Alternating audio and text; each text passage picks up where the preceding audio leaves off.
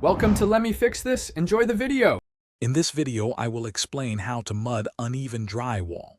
First, gather your essential tools like a mud pan, taping knives, and sandpaper. Ensure your work area is clean and well lit for the best results.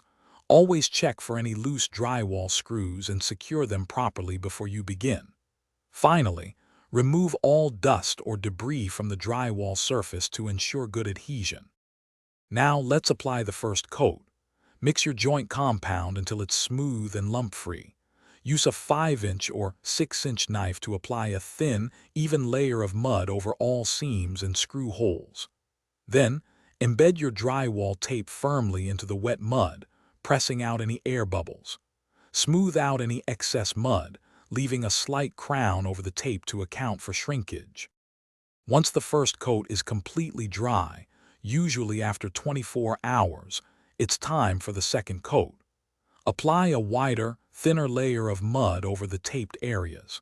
Use an 8-inch or 10-inch taping knife to feather the edges of the mud outward, blending it seamlessly with the existing wall.